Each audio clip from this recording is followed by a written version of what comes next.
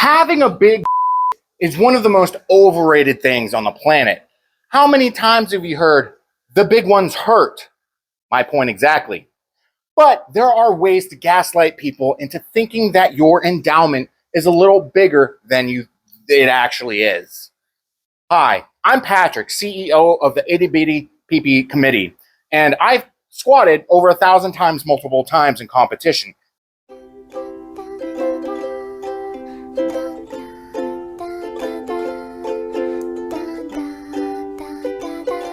And I'm here to teach you guys how to use your legs to gaslight people into thinking your dick is big. Now, there are scientifically proven ways to actually make your dick bigger, but they're overrated too, such as losing weight and taking vasodilators to increase the efficiency of your blood flow to your unit. But that's not what we're here for. We're not here for actual solutions. We're here to explain how to make it look bigger, or at least convince other people that it is bigger. The wise man Rich Piana once said, dude, like, your dick looks bigger when your balls are shrunk. Girls don't give a fuck about your balls. At least the girls I've dated, they don't care about my balls. They're not sucking my balls. They're not playing with my balls.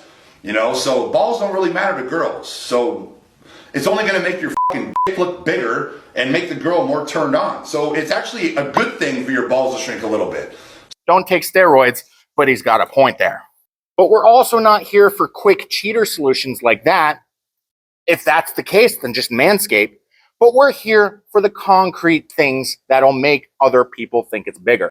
The number one thing you can do is start gaslighting the shit out of everybody who looks at your wee-wee. And you can do this by making your legs as big as possible. Grow those quads as big as you can, because it's going to make your dick look bigger, and you'll say, hey, girl or boy, no judgment here, anything's going to look small sandwiched between 72 inches worth of thigh. So give me a chance.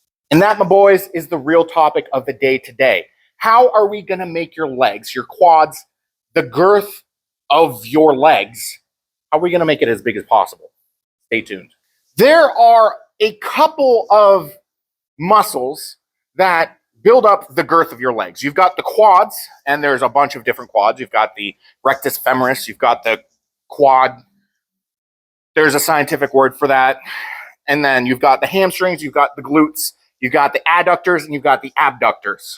So I'm going to give you an exercise that will build up mass and some guidance on the volume that you should do when performing these exercises, as well as a singular exercise that works all of these muscle groups at the same time that'll give you the most girth to your earth. Connectors, your legs. They connect you to... Shut up.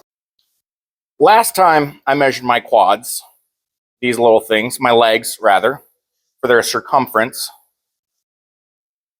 You can see a little bit of vascularity there. I don't even have a pump right now. Each of them came out to 36 inches each. So take that as my credentials as to how to make big quads. Completely experience oriented, but also there's probably science that agrees with me on it. I'm a little autistic, so I've hyper optimized the methods that we'll be talking about today, how to make your legs bigger. And the way that I did that is by the concept of supersets. Supersets are sets of 2 exercises. Now, you don't want to normally superset a movement with itself unless you've got very specific things that you want to do with that, like hypoxic training, stuff like that. But what you want today is size training, volume training. So you want blood flow going to the areas of whatever appendage you're working on. We're working on legs today. So what you want to do when you superset, when you program supersets for yourself, is generally you want opposing directions supersetting itself. So you want to push with a pull. That's a good superset. Now, today, we're doing legs. So we're going to be doing pushes and pulls.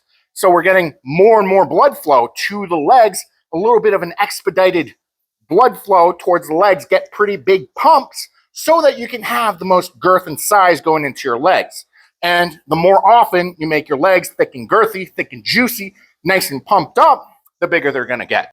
The first superset we're going to talk about today is my personal bread and butter when it comes to supersetting for the legs. You think about what are the biggest muscles when it comes to your legs. It's the quads and it's the hamstrings. Probably should charge you guys like $5 for that show. But so it's really easy to superset the quads and hamstrings because most gyms will stick the machines right next to each other. This gym only has one machine for each, and it's a 2-in-1 machine. So what you want to do is you want to superset your leg extension with your leg curl. But you want to go about it a little differently than like a Sam Sulek kind of person would go, where they're doing full range of motions and then they're like pulsing out. Pulsing out reps when it comes to legs is kind of detrimental a little bit because it adds stressors to the joints, which is your knees, and you don't get that full stretching under a load stimulus that you would if you go for a full range of motion. So when you're doing leg extension, you want to have it set so that you have the most range of motion possible. And then you try to extend all the way up so you can feel the full contraction in your quads, hold it there for a moment, and then slowly descend. And then explode, descend. And you want to feel that stretch at the bottom as much as possible. This machine is kind of awful because you can't get a really good stretch at the bottom. But the better stretch you feel in your quads, the better the movement is going to be for your quads. Now, you'll be doing a lot of quad stuff, so your quads are going to get a lot stronger, a lot faster than your other muscles, and especially because a lot of these weight stacks don't go really high. So you're going to have to conjugate the movement, and I'm not saying add bands or chains. You can do that, but there's other ways that's better at getting a better stimulus into your quads. And it's really easy to do this because the machine's already set up for it. So what you want to do is if you're full stacking it for sets of 12, sets of 20, change it up and do single leg. So you've got one leg and you've got a better stimulus because you're not distributing the load across two legs. So if you're doing sets of 12 to 20 with the full stack, like whatever the max is, this machine it's 20. You want to drop down to the 10 and start doing single leg and then progress that way. That'll give you about twice as much ability to progress as if you had only just doing double leg extension. So leg extension is a really good exercise to superset with leg curls. Leg curls are a lot harder. Don't necessarily need this thigh pad, but it gives a nice stopping point where you can get a good stretch in the hamstring. So you contract it down, you hold it for a second, and then you slowly let it back up. And then you feel that full stretch, feel the stretch from basically your heels all the way up to your glutes. And then you go that. You want to emphasize the stretch here because that's going to give you a lot of more elasticity in your collateral ligaments, and you'll be less likely to tear your LCL, ACL, MCL. So you want a nice stretch, quick contraction, hold for a moment, slow eccentric. And just like with the leg extensions, if these are too easy, single leg it. And you'll be able to get a lot more out of whatever leg machine you've got than you would if you're doing double leg all the time. And this leg, single leg, kind of like that.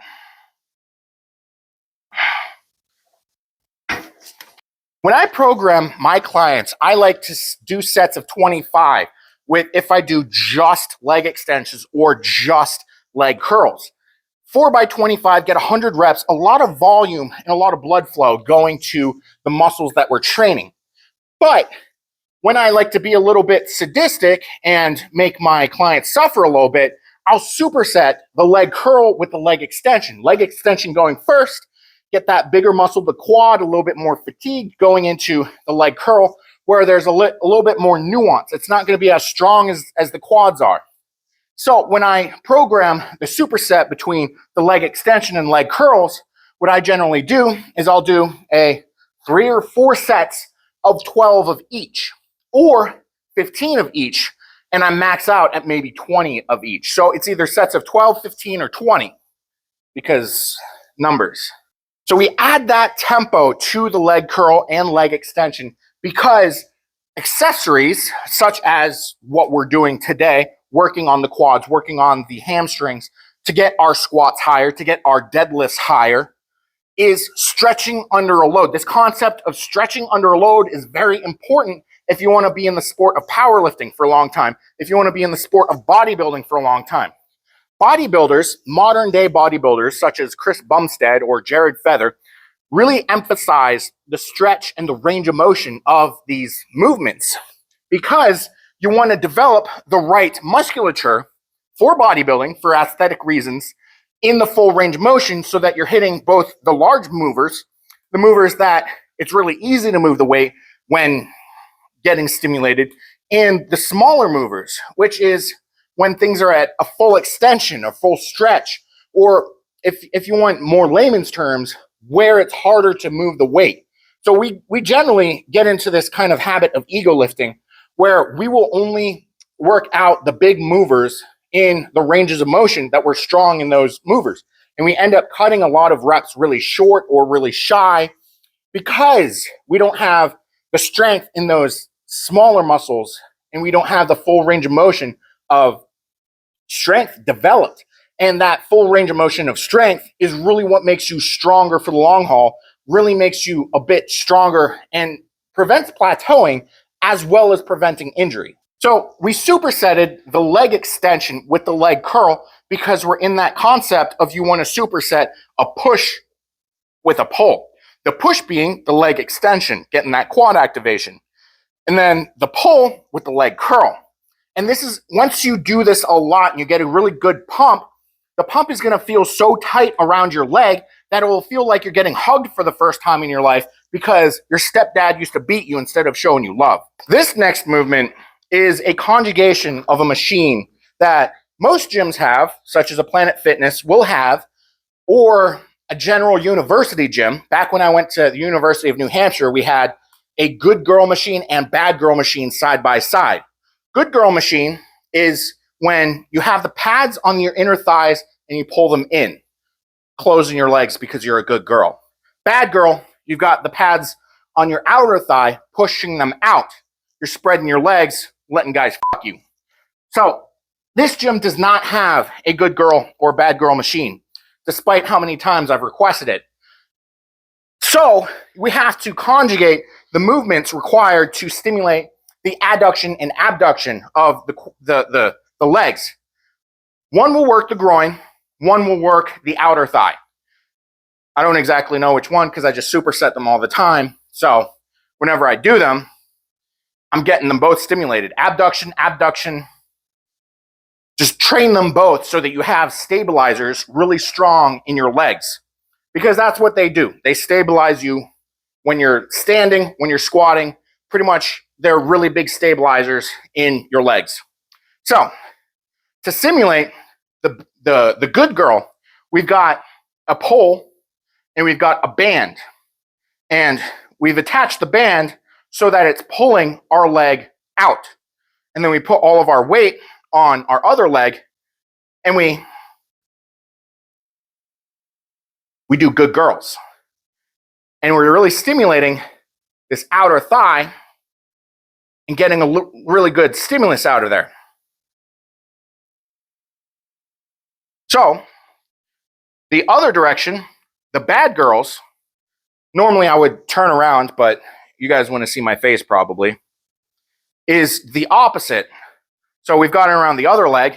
We've got the band pulling our leg in, and we want to fight that, put all of our weight on the opposite leg, and then pull out. And it's stimulating the other side of the leg, where the good girls are working the groin area, these are working your hips a little better. So I like to superset these because same idea as the leg curl leg extension, where you've got the push and the pull. This we're pushing out against the band, whereas with the good girl variation, I mean, it's 2024. Why are they not good boys? We're pulling the band in. So we've supersetted a push with a pull. Comparatively to what weight stacks will determine is the maximum strength for your adductors or abductors, you're going to end up doing a lot of these. You'll be ending up a lot stronger with the adduction and abductions, especially if you're a power lifter and you're squatting. You're stimulating them more often and getting a lot more strength in those muscle areas.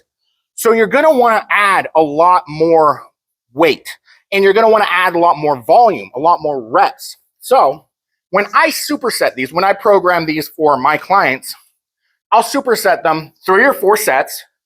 Whenever I'm doing accessories, it's either 3 or 4 sets. And I'll do a minimum of 15 reps, maximum of 25 reps. More often than not, I'm doing a 4 by 15 by 15. So I've got 15 of the good girls supersetted with 15 of the bad girls, one leg at a time. So you work one leg. If you're in a situation like this, where you don't have a good girl, bad girl machines, and you have to conjugate the movement with band tension, you're going to want a lot of volume, and you want to do one leg at a time. If you have the good girl, bad girl machines, sit your butt down. It's built that way for a reason. And don't get on it backwards because it's built that way for a reason. You want to do sets of 15 to 25. Same set structure, 3 to 4 sets, same reps structure, 15 to 25 reps for both the movements, and you want to feel that good, nice, tight hug on your leg. If you superset the leg curl leg extension and then go right into this, you're going to feel like you have a massive cylinder of pumped up muscles giving you a massive hug. So we mentioned the quads, the hamstrings, the adductors and abductors. And the last muscle group that we want to talk about, the 5th muscle group, is the glutes. The glutes are one of those muscle groups where if you just look at the thirsty chicks in your gym and just repeat whatever they do, you'll probably get a good glute pump. But there's more efficient, better ways to get a glute pump. And that's what we're going to talk about. This one movement will give you the best glute pump as long as you do it right. And the exercise I'm talking about that will give you the best glute pump of your life as long as you're doing it correctly is the Sumo deadlift.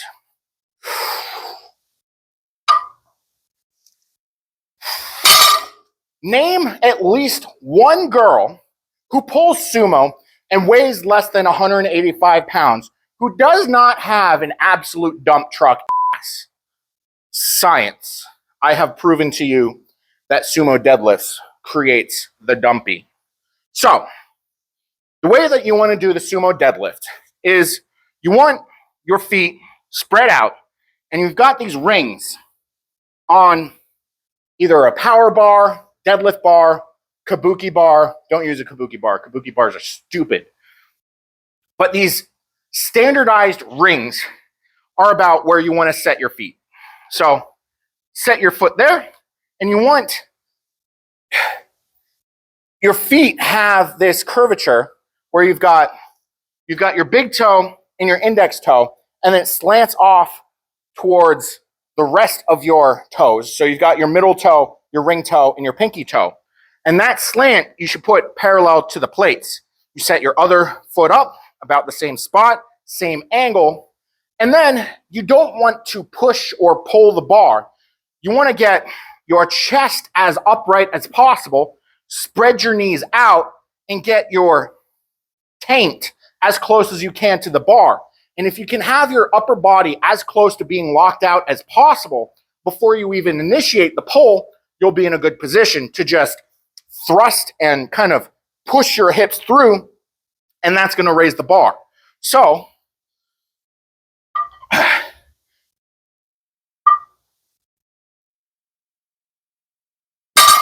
the whole movement is just this. Your hip thrusting. What do hip thrusts work? Works them cheeks, boys. I really should have charged like $5 for this video because y'all got to see me spank my ass 3 times and I'm not wearing shoes. So you're welcome for the free content. Sumo deadlifts is kind of cheating when it comes to training the glutes because it's a compound movement. So you'll be working the quads and the hamstrings and the glutes, but you're not working every single muscle group. It's really focused on the glutes, and you're not really adding a lot of size to your quads by doing it, but we want to make that dumpy as trucky as possible. So sumo deadlifts is the way to go if you want to train your glutes. And we're looking to get as big of legs and big as glutes, as big lower body as possible to gaslight at people into thinking, that dick's kind of small. And then you just say, repeat after me, everything's gonna look small sandwiched in between, and then multiply your single leg width circumference by 2, by 72 inches of thigh. So when I program my own clients sumo deadlifts, I program all of them sumo deadlifts. I don't care whether or not they pull sumo or pull conventional. Sumo deadlifts is the best accessory for your conventional deadlift, and that's a fact. It also helps your squat. So there's no reason that you shouldn't be training your sumo deadlifts. You'll be training it at volume rather than at mass. So you want to be training your sumo deadlifts. You want a minimum of about 5 reps. And you can go about this in different ways. You can do a 5x5, 3x5, 4x5, or you could go sets of 6, sets of 8, sets of 10, sets of 12. You can even go up to sets of 15 if you're a masochist, but I would limit the amount of reps you're doing to about 45. Because it's a compound movement, it's going to be affecting the CNS, whether or not you know it. So there's 2 ways that I go about programming it. I'll do what I just said, where it's like a 5x5, that's 25 reps, 3x5, that's 15, 2x5, I mean, that's almost worthless at 10 reps. Or 3x12, that's 36 reps. 3x15, that's 45 reps. That's like the maximum range. And you want to use about between 33 and 45% of a client's 1 rep max in order to do this, because it's a different movement altogether to regular deadlifts. So it's not a 1-to-1 exchange, and you're really focusing on the hypertrophy of the glutes going into this rather than the hyperplasia that you're looking at when you're training your compound conventional deadlift. So you can do it like that, where you've got rep schemes and set schemes, or you can do it differently where you're doing it cluster sets. Cluster sets are basically, you're doing 1 set, but every time that you pull it, you put it back down and you take a step back, you reset. I currently have a client right now doing an 8x1 cluster set of sumo deadlifts to build up that wedging into the bar, build up the glutes so that his lockout on his conventional deadlift is a lot stronger. And it's also putting a new stimulus into your program, and you're also working the quads and everything, so you'll end up being stronger because of it. And that brings us to our final conclusive, what movement will give you the biggest legs? And sorry about the change of venue. Your mom texted me that she was in Little Caesars mode, hot and ready. And so I got a little bit sweaty, giving her the out pizzaing the hut. So the one movement, and I'm going to display this over because I do it every single week. The one movement that you can do that will, without a doubt, give you the absolute biggest legs is squats. Squats activates your quads, your hamstrings, your glutes, your adductors, abductors, every single muscle that is required to make your legs look so big that your dick looks small, even if you're packing some serious heat. Squats is the movement to make your legs as big as possible. The more you squat, the heavier you squat, the more you do hypertrophy through squats. Hypertrophy, sets of 8, 12, 15. Getting to 20 reps is a little outside of hypertrophy, and you're getting a little bit into CrossFit-y kind of stuff. where you're not looking to be big, but you're looking to be athletic. The more you squat, the bigger your legs get. The bigger your legs get, the smaller your looks. The smaller your looks, the more you can gaslight all the loving people in your life. And boys, if you're asking me, that's the real treasure in this entire journey. The more opportunities to gaslight, the more powerful you are in everyone else's life. So, we went over a whole lot today. In order for your legs to get big, massive, juicy, you need to make your quads bigger. You need to make your adductors and abductors bigger. You need to make your hamstrings bigger, and you need to build that dump truck of an ass. And if you work all of those through supersets, leg extension, leg curls, good girls, bad girls, and some sumo deadlifts, and then you pull it all together with some nice, heavy, nice, frequent, high volume squats, programs of either a powerlifting program, which will make your every single one of those muscles really dense, not necessarily big, or you kind of lean into the hypertrophy of things, and that's going to make your legs really thick, really juicy, but not necessarily really dense, then that's what you're going to want, and that's going to build you the biggest legs possible. So if you have any questions, write them below. I'll answer every single one of them. If you have any more suggestions for these videos, let me know. Patty out.